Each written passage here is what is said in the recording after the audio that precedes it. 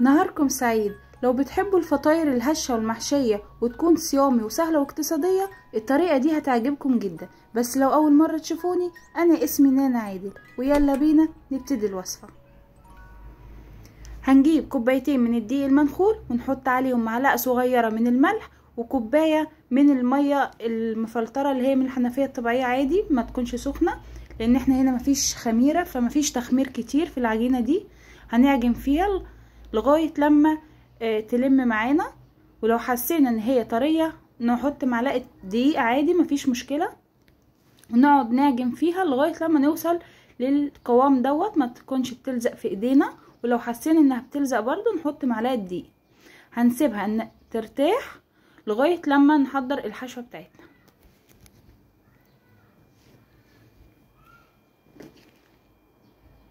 في حل على النار تكون سخنة هنحط معلقتين من الزيت، معلقة صغيرة من الثوم المفروم، ولو ما بتحبوش الثوم ممكن تلغوه خالص، بس الثوم بيدي نكهة، ممكن نقلل النسبة عادي اللي انتوا حابينه.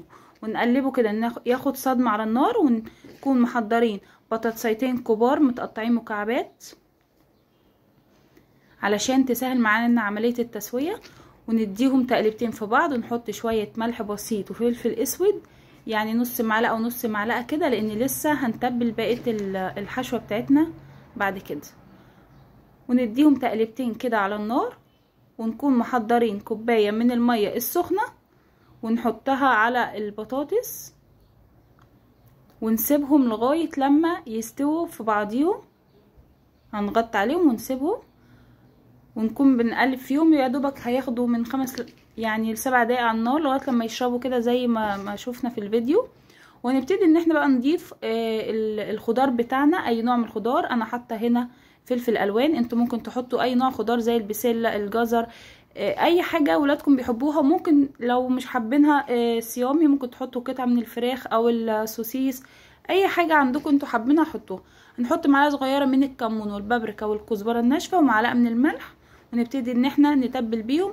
والملح هنا حسب الرغبه، يعني تدوقوا وتشوفوا محتاجين. هحط معلقه من النشا دي اختياريه، بس انا حطاها عفوا عشان تدينا صوص حلو قوي.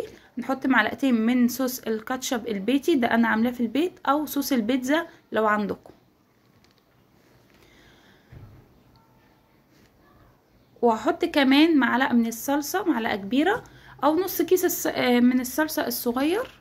نبتدي نقلب كل المكونات دي ببعضيها وندوق ونشوف الطعم. لو عايزه ملح نزود الملح على حسب رغبتكم. كده خلصنا الحشوه. هنبتدي نشوف العجينه بتاعتنا كده ارتاحت، هي يا دوبك ما بتخمرش عشان هي ما فيهاش خميره، احنا بنسيبها ترتاح بس. ونبتدي ان احنا نفردها. لو حسينا ان هي بتلزق في ايدينا نحط عادي رشه دقيق، مش هتبوظ خالص مننا، لان دي عجينه عيش انا عايزاها ما تكونش بتلزق، نقدر ان احنا نتصرف فيها زي ما احنا عاوزين كده. وانا هقطعها ل4 كور، دول كبار، ممكن تقطعوها ل8 قطع، بتبقى ميني صغيره. انا حبيت اعملها زي رغيف الحواوشي. وهناخد بقى اول قطعه عملناها ونبتدي نفرد فيها بالنشابه بتاعتنا. مش عايزين السمك بتاعها يكون تخين شويه ولا رفيع قوي، يعني يا دوبك وسط كده، علشان نقدر ان هي تهش معانا والحشو كمان ما تخرجش منها. نقعد نفرد فيها كده يمين وشمال. دي طبعا عشان الكرة كبيرة، لو احنا هنعملها ميني هتكون الفردة بتاعتنا اصغر من كده. وهنبتدي نحط الحشوة بتاعتنا في النص. الحشوة دي طعمها عايزة اقول لكم جميلة جدا بجد، جربوها هتعجبكم قوي. ونبتدي ان احنا نقفل العجينة من كل الجوانب بتاعتنا، اهم حاجة ما يكونش خارجة مننا بره علشان ما تبوظش الدنيا. ونقفل فيها كده زي ما انتوا شايفين في الفيديو، ونقعد نفرد فيها من فوق بالراحة كده، عشان انا عايزاها بحجم رغيف الحواوشي بالظبط. بس وهسيبها، انا كنت عاملة هنا واحدة قبلها.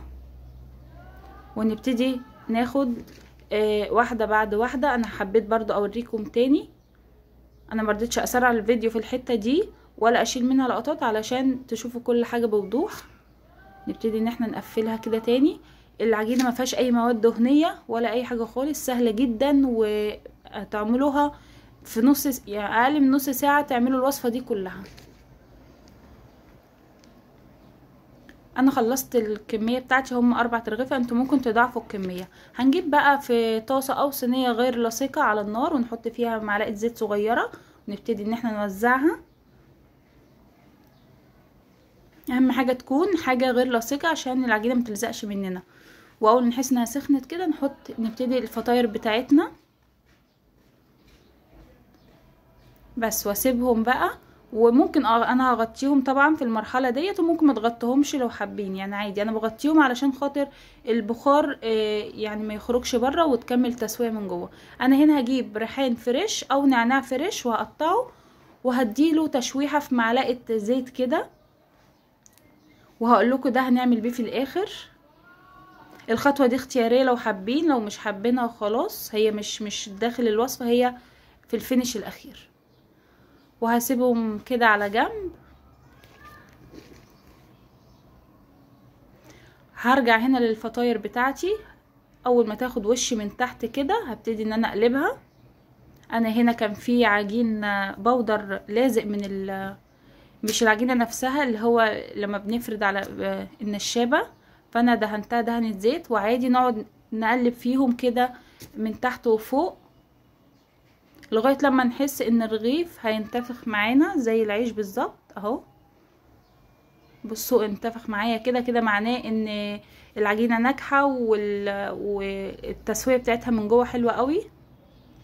وكده انا خلصت الكميه بتاعتي، وهبتدي هنا بقى ده الصوص اللي انا عاملاه فينش اخير، بيديله كده وش لمعه لو انتوا هتقدموه على سفره او عندكم ضيوف. لو مش حابين دي خطوه اختياريه، بس يعني بيدي نكهه وطعم كده في الاخر بس. وانا كده خلصت، وبكده تكون خلصت وصفتنا. جربوها وقولوا لي رايكم في الكومنتات، ولو عجبتكم الوصفه ما تنسوش اللايك والاشتراك عشان يوصل لكم كل جديد. اشوفكم في فيديو جديد، دمتم بخير وكل سنه وانتم طيبين.